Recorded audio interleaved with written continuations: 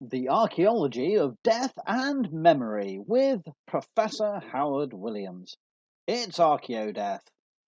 Welcome, Archaeodeathlings, to another exciting Archaeodeath interview. And this time, I'm in conversation with someone I met at a conference, a TAG, Theoretical Archaeology Group conference. And we've been in touch and we thought, let's talk about this as an Archaeodeath interview. So, Mia, please introduce yourself to our viewers and listeners.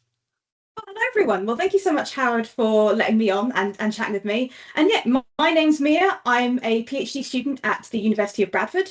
I'm on the first year, and my PhD is on the importance of memorialization and heritage as sort of a well-being and therapeutic practice for aging survivors of traumatic events, but also people living with dementia. And my main case study is the 1985 Valley Parade fire in Bradford.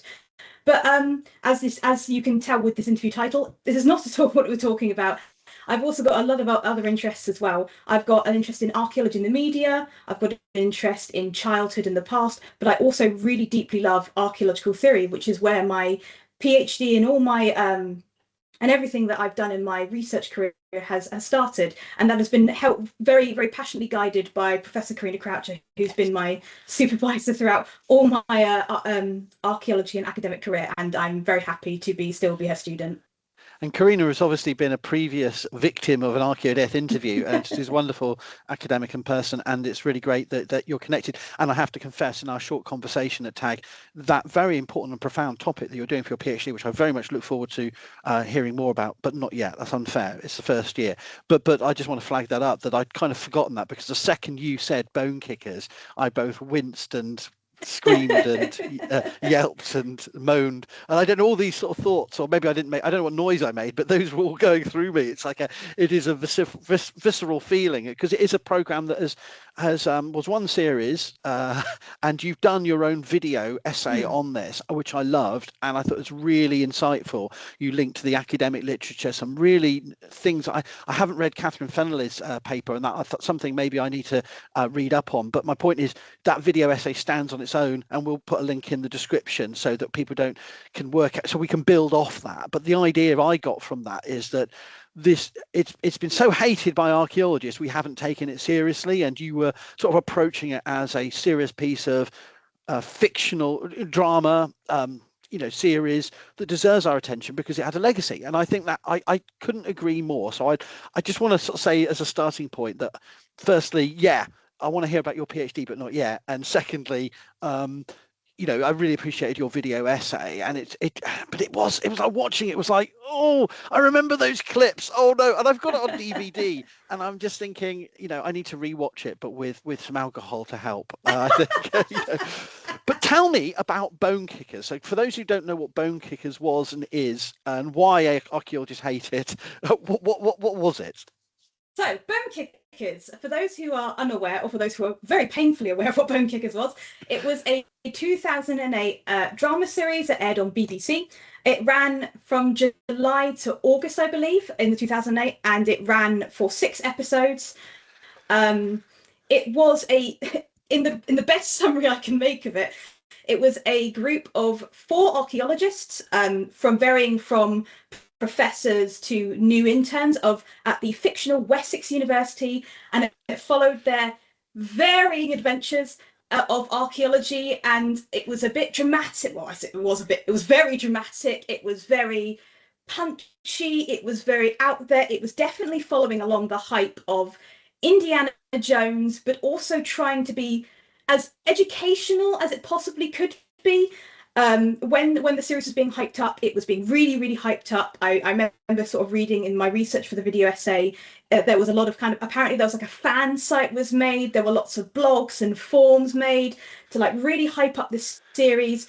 And then it got to, and then how do you sum up Bonekickers? It's the question. It got more and more ridiculous. So I'm going to spoil it. So you have to. If you haven't seen spoilers, if you haven't seen Bonekickers, go ahead. I would highly encourage you to watch it. Can I just interrupt? It's 6 episodes, wasn't it? Or Yes. was it more? Six No, episodes 6 episodes. with an arc for the whole series. Yes. Which made each individual episode more cumulatively ridiculous. Is that what Yes. yeah, right. Okay, yeah. Basically, yeah. So there was kind of 2 subplots in all the running along the series, which was the individual subplots of every episode of every archaeological dig. And then the underlying subplot was the pursuit of, unfortunately, Excalibur and the finding of King Arthur and the finding of the sword. They do find the round table. What did they find? So in episode 1, they find the cross of Christ. In episode 2, they find potential archaeological finds of evidence of slavery in Bristol that was covered up. In episode 3, they find Boudica. Yes. Yeah, don't ask. In episode 4, it's the cradle of civilization. They find, I'm not entirely sure what they find. It's some Babylonian relic they find that's the answer to all world's problems, literally world peace. Episode 5, they blotted that one out of my mind, to be honest with you. It must have been. it was the episode 4 was the worst one in my opinion, to summarize in my video essay. Episode 5, they find Joan of Arc.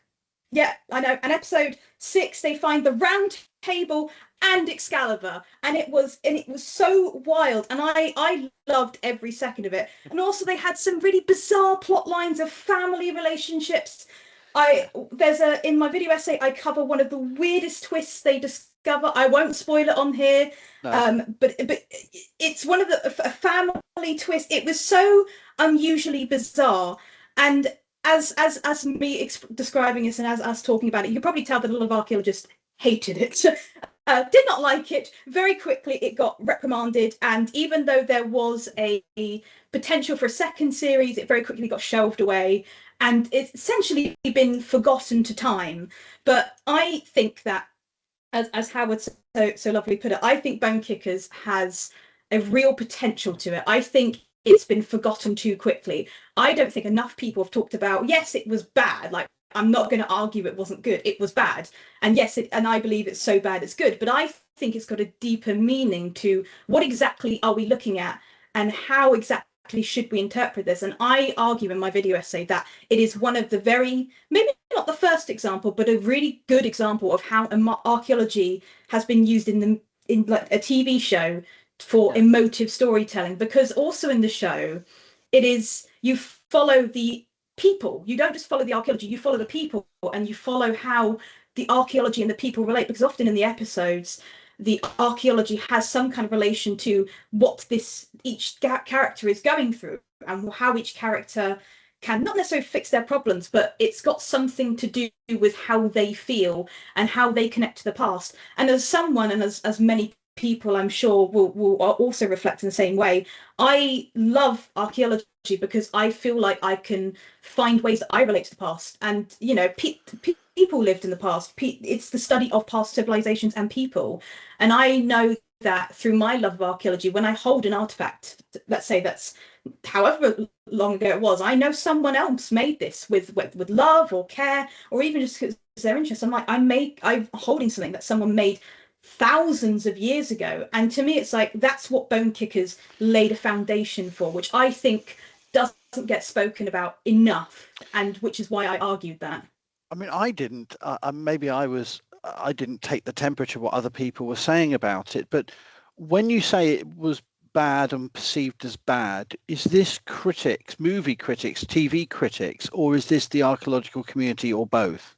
See, when I was doing the research for it, it was very interesting. A lot of the movie critics, and I guess your regular newspaper critics and such, because a lot of the reviews were from news articles, they said it was very bad, it was not great, and a lot of sort of circulation of it at the time, from what I read kind of on old forums, was that archaeologists were saying it's bad. But then there were quite a few reviews from archaeologists themselves that said, I had a great time watching it. I knew it was fanatical.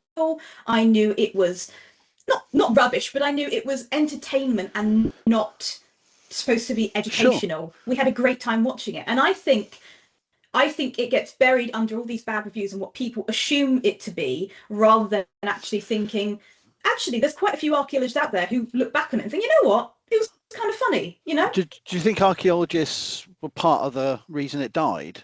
or do you think that was just the opinions of the profession didn't matter? I mean, I don't know. That's what I'm interested in. Yeah. You have any thoughts?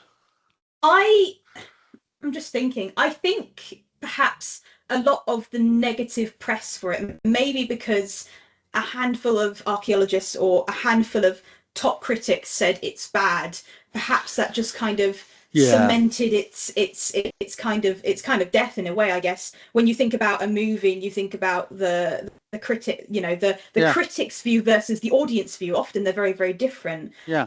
I think a lot of archaeologists, probably in hindsight, view it the way we view it, which is it's entertainment. It's not, it's funny, it's silly, it's just a bit of adventure. But I think a lot of people may have interpreted that as, oh, archaeologists will think it's bad, or I think it's bad, therefore I think it should be left behind, it should be forgotten.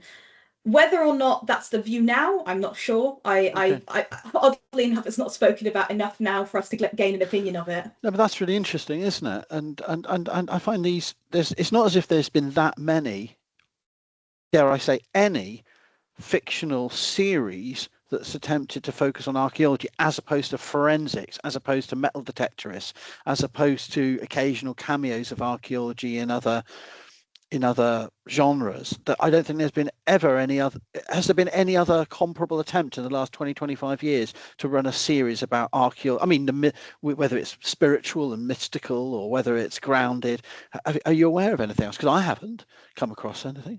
I don't think so. I think, agreeing with you, there's things where they kind of correlate with each other, and there are other. I think the forensic one gets loads of attention. I used to watch I was just thinking actually before our interview, I used to watch Silent Witness, and that's very much very, very similar to Bonekickers, where it's not at all what you're doing in that kind of field. They often become police officers randomly, which is a bit unusual, but it didn't get as much backlash, I guess, as Bonekickers did. And I don't think there's been I wonder if there's been a bit of a fear of an attempt since Bonekickers to kind of retell that an archaeology story that's entirely based around archaeology and all the adventures that come with archaeology. See, I think I have a suspicion, and I don't know if we can. I will put this out there, and is that archaeologists, knowing the way they behaved in recent years as a community, will have helped to kill this, because we are so obsessed with our self-image that we will do all manner of ridiculous public things to damage our image. And I think that my fear is, and this is just a speculation, is that because someone like Mark is very distinctive in his personality, he's already got a TV career, him being a consultant on this may have not been an issue people cared about either way. But I think and it would never have satisfied the critics, because even if they had 15 consultants, because this is something that touches too closely on the profession. It's very fragile in its self-perception. People are constantly, and I won't name names, but people are constantly writing about how, well, what is archaeology? No, you've got archaeology wrong. Archaeology isn't that. Archaeology is this. Archaeology is not that. And that sort of almost gatekeeping the professional identity. So happens in a lot of very fragile or insecure lines of work, where we've long struggled as a smaller discipline to get the same respect and identity of bigger sciences and humanities and social science subjects. And I feel that's only got more toxic and more navel gazy as we've seen departments shutting, we've seen all of the political changes and socioeconomic changes we've seen Britain affecting Britain. But I'm getting off track. But my point is, I'm endorsing your point that I think we need to get back to this and think this was an important moment, whether it was right or wrong, bad, cringe, or whatever.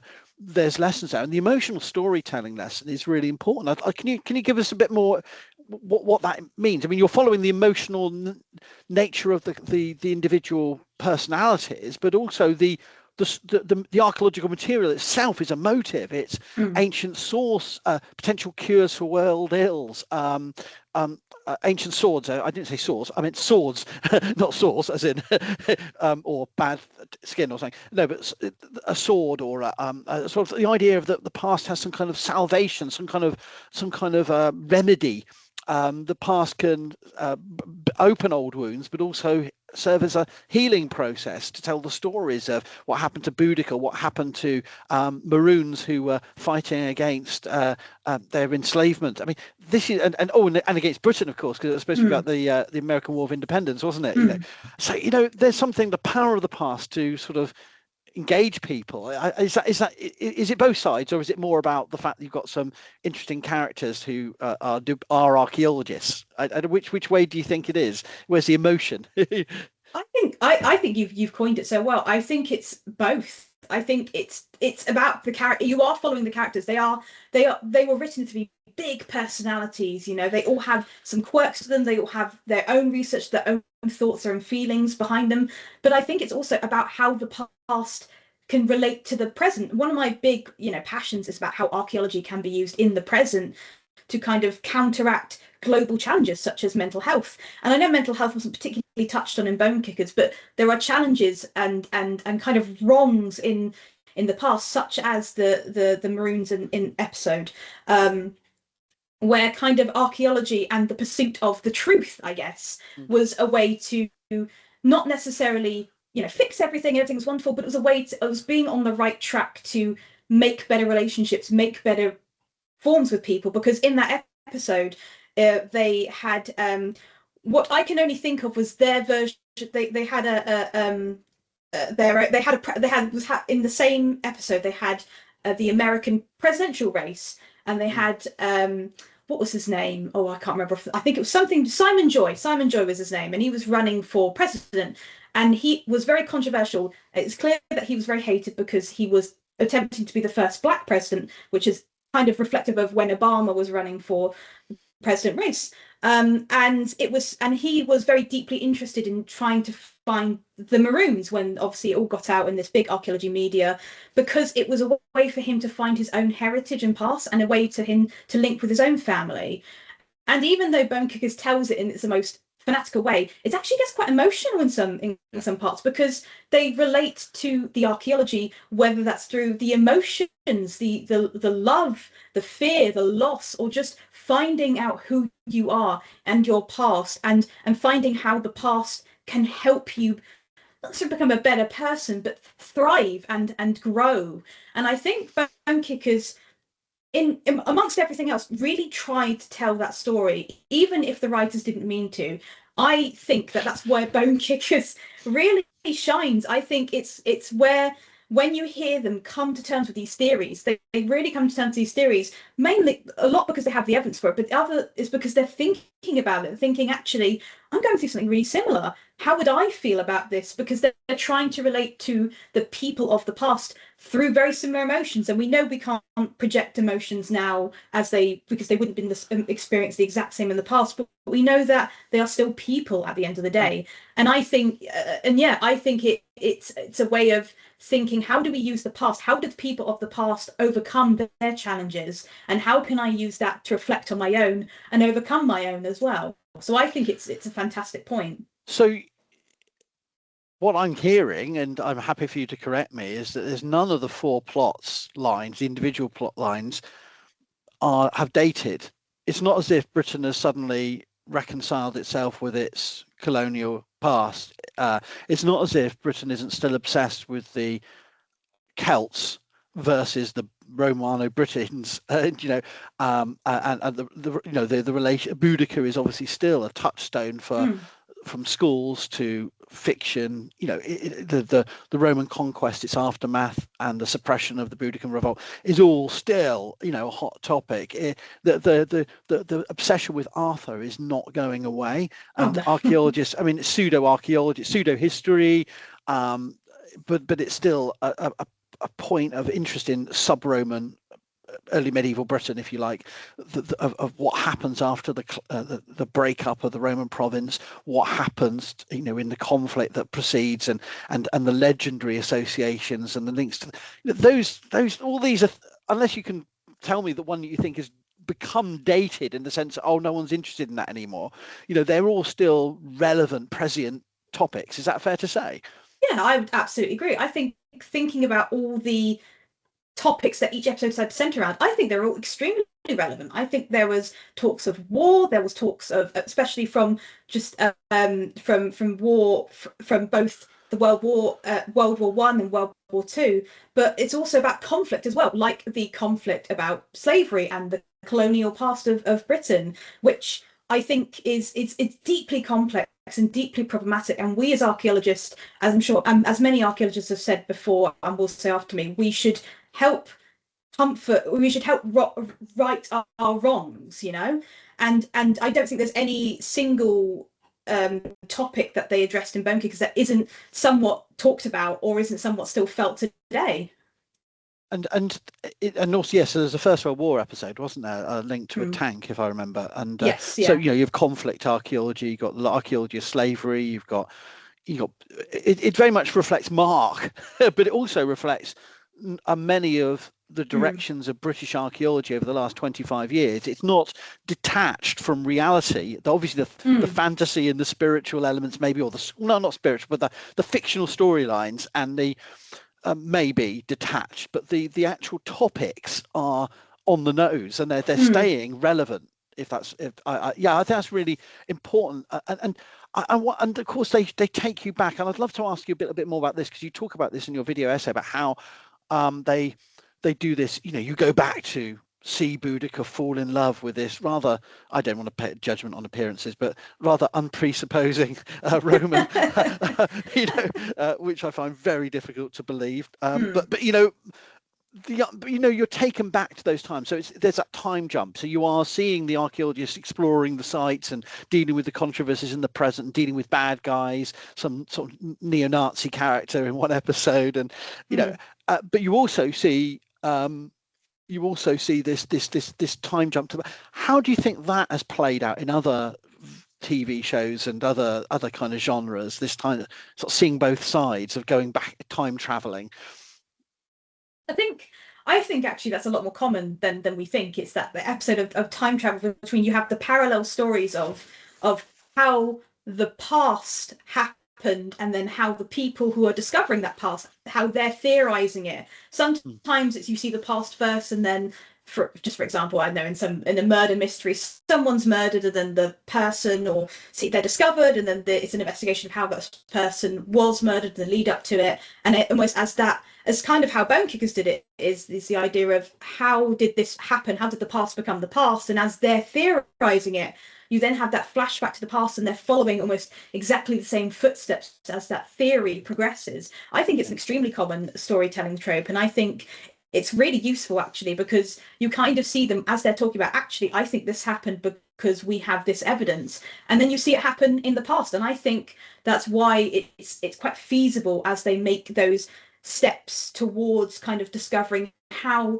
this event took place and how the people they discover ended up where they are. And sometimes that is through very complicated means, sometimes that's through very unrealistic means, to be honest. There's definitely a few plot lines where I think that would never have happened, and I don't know why they wrote that, but it's something that's feasible, it's tangible, you can almost sink your teeth into. And I think that's where a lot of its strengths do lie, is that storytelling element. Even if it is ridiculous, it's that progression through that makes sense to the watcher, but it also kind of, as the watcher, puts you in the seat of the past. It kind of it helps you kind of empathize with the past almost, because you're not just hearing about it, we know this happened because we found evidence for XYZ. You're physically seeing it play out in front of you, which I think is a really important storytelling element, which Bonekickers got quite well, to be honest. They got it down really well.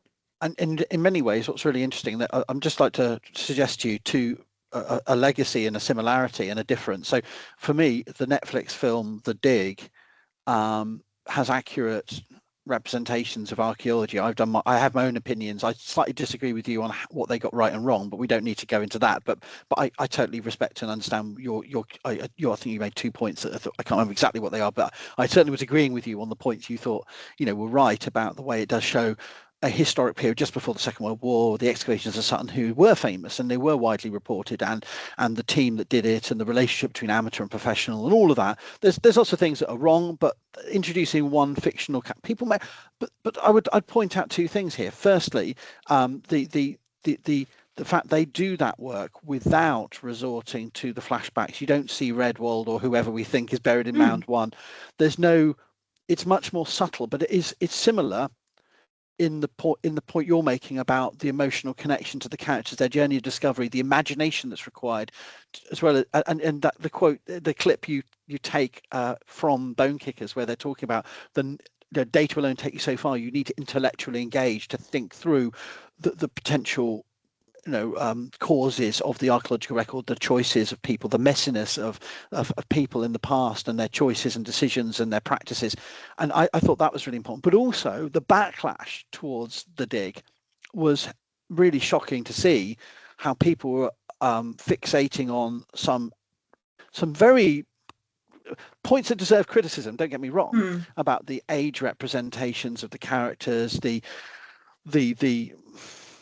but equally it felt very much, here we are again, archaeologists eating themselves, not seeing the potential of a good, positive, engaging story, and they're obsessed with detail and accuracy rather than actually the emotional storytelling. And the fact that this is the first time with the dig we've seen an accurate representation of a mid-20th century excavation ever. And for me, I was a bit shocked to see how vociferous the backlash by professionals on social media and elsewhere was towards that film, because for me it was a win. It was a rare win of archaeology being shown as part of that imaginative journey involving the explorers. Anyway, I just wanted to share that. I don't know if you've got any thoughts on that. No, I totally agree with you. Regarding the point about that last clip that I put in for the video, I love that quote from Bonekickers. I think it's one of, to me, that's kind of why I do archaeology. It's discovering the people past. It's about facts, it's about data, but it's also about why we do it and why we are archaeologists. I was very passionate about it. I love that quote. I'm pretty convinced I could recite it by heart. I'm not going to do that now because I'm not sure if I could, but I love it. I love it so much. And yeah, addressing the dig, I personally really love the dig. I know that it has some controversies. I know that people have some criticisms about it, which are all rightly fair. But I really enjoyed the dig. I thought it told a really great story about Sutton Hoo, and it wasn't. I don't think, like Bonekickers, I don't think the dig was trying. It wasn't saying it was the truth. It was the story. It was just based on the dig, and of course there was artistic liberties thrown in. There are characters that don't exist. There are plot lines that don't happen. There are things that are hyped up and there are things that are kind of ignored that actually did happen. But I think it told the really emotive story about a family who had discovered a potential archaeology and the fallout to that. Yes. Even though that Sutton Hoo, the original Sutton Hoo excavations happened during times of trouble and wartime. Sometimes I forget that happened. Sometimes I totally forget there was trouble and wartime was happening during then. And then when you see the planes, flying overhead, you hear, the unsettlement happening when they're all in their downtime. You kind of remember this was during a time of great difficulty for a lot of people, and also for the character of Edith Pretty, who was going through really bad health. Yes. And obviously worried for her son. And I think it told an amazing story about how the dig itself helped kind of form a relationship between her, or kind of not necessarily mend, but kind of aid the relationship and kind of aided her in knowing that as the excavation was happening, she was seeing kind of history unfold. And I know it was such a great interest for her as she grew up. And I remember a scene at the sort of the end when she's at the, it's kind of nighttime, she's at the sort of, as the excavation's wrapping up, she's with Basil Brown and her son. And that was a really emotional moment where they're all kind of lying down, and I think I started crying up at that point, because I felt also you could feel you were there, where the son who's so desperate to, who knows his mother's unwell, who knows his mother won't live very long, and that the mother's desperation to make sure that her son is okay, but also for the love that all three of them have for this archaeology. And it kind of brings them together in kind of a wonderful community, and it kind of brings everyone together in this wonderful community despite the hardships. And I think a lot of people can relate to archaeology in that way, that they feel that communities have been brought together through archaeology and heritage, which kind of leans into sort of my PhD, but also bringing it back to this, is that it is this idea of bringing people together. It's of show, and through that emotional storytelling, you're relating to people. People feel that they can connect to it and think, actually, you know what, I can see why they've done this. I quite like that. So I totally agree with you with the dig, and I think that I'm a bit surprised it received as much kind of criticism it did, but I think kind of going off that, I fear that if there is too much of that criticism, it'll be like, right, we'll just go back and do a completely educational thing, an educational story. There'll be nothing in it. But I fear that people be like, oh, this is too it's too boring. You know, you don't get the public involved if the public think it's too to the facts. You know. So linked to that, I want to ask. I was going to ask about another series which I know you haven't watched, but maybe I'll just flag that up.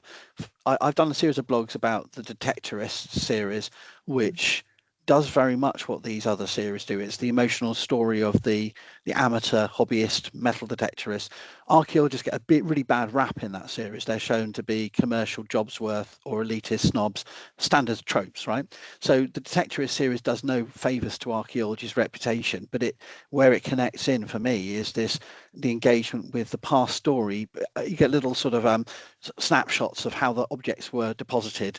That sparks the imagination for their journey. Yes, they are interested in precious things and finding it, but not purely for monetary. The journey is the treasure is actually their relationship, and the treasure is also the stories they hope these would tell. And it is very much about early England. The Romans and the Anglo-Saxons feature very heavily as well.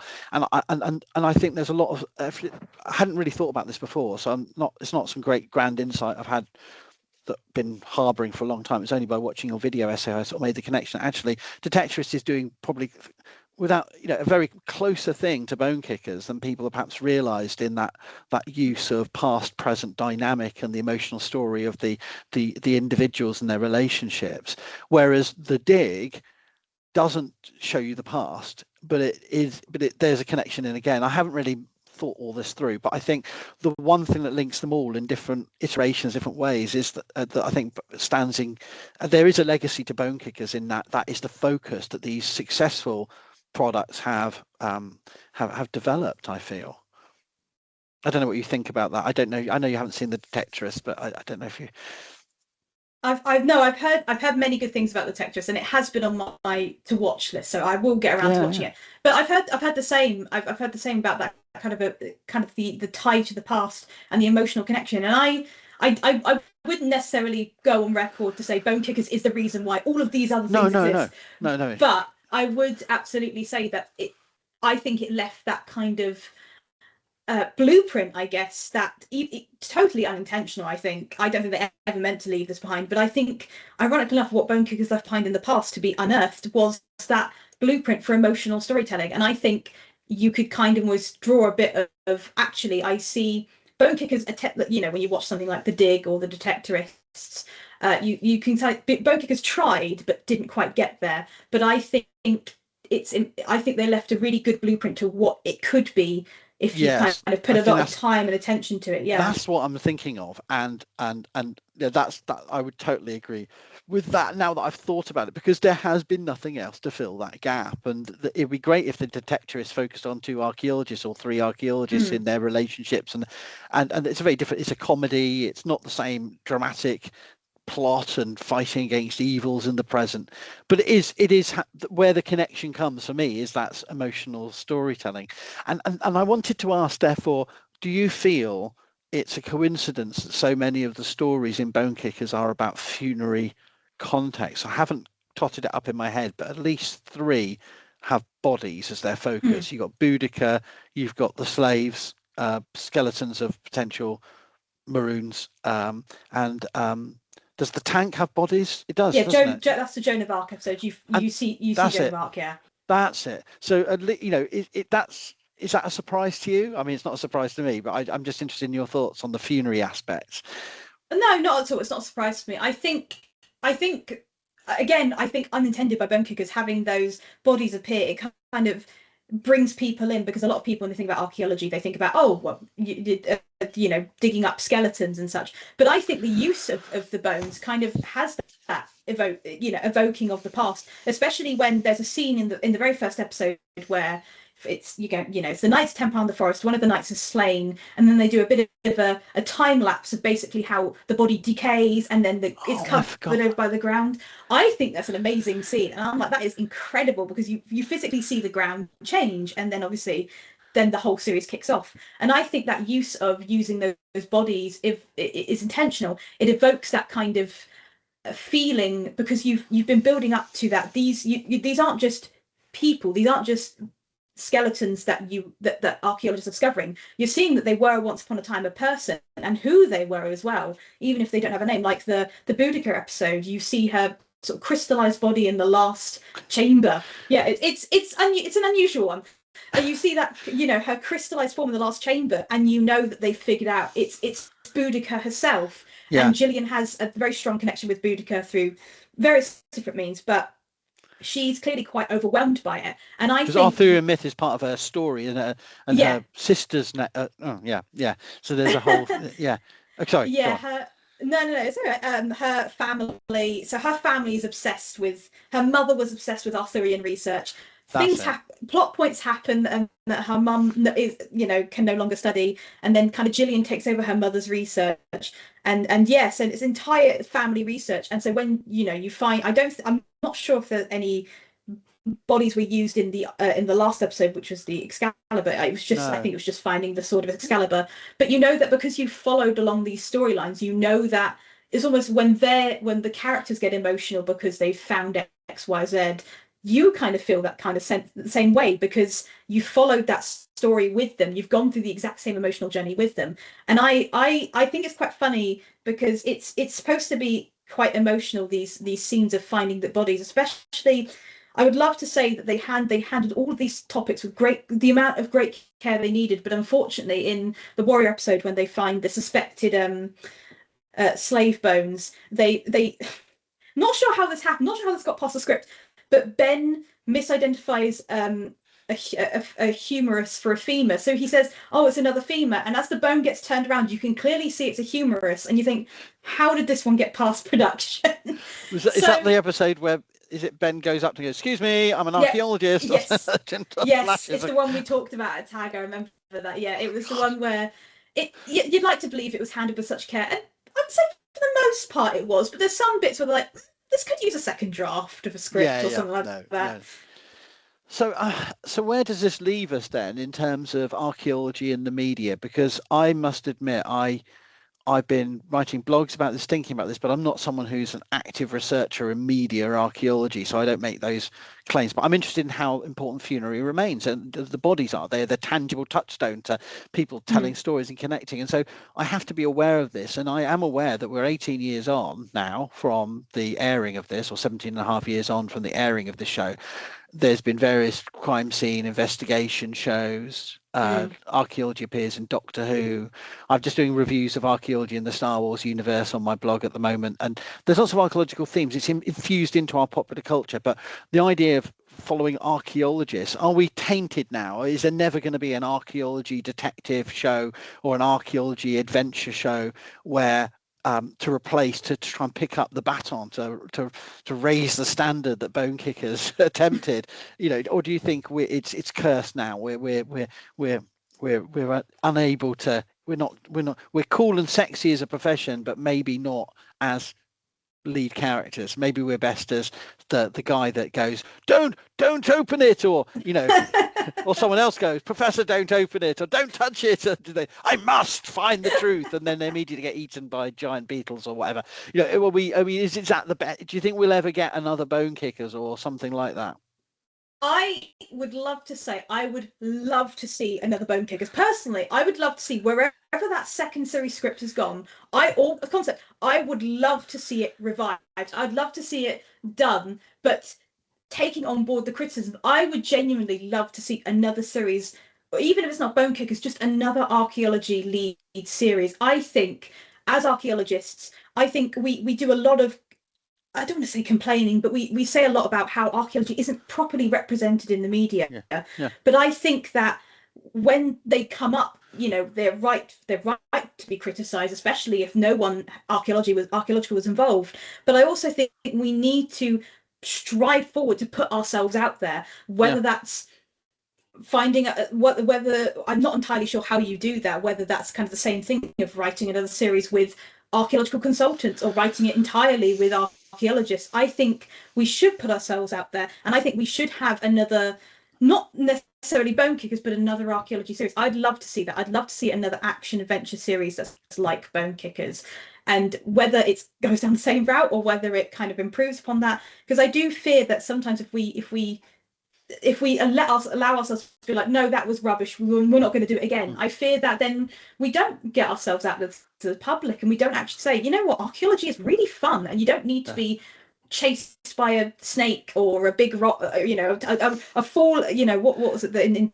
Indiana Jones, the big rock as he runs away. You don't need to do that to find it really fun. But I think we should put ourselves out there. We should be more active in how archaeology is portrayed in the media. And I would like to believe that someone will rise up to the challenge one day, or a group of us will rise up to the challenge one day to do so. Well, I think it's going to be maybe you consulting on the next Bonekickers 2, the revival.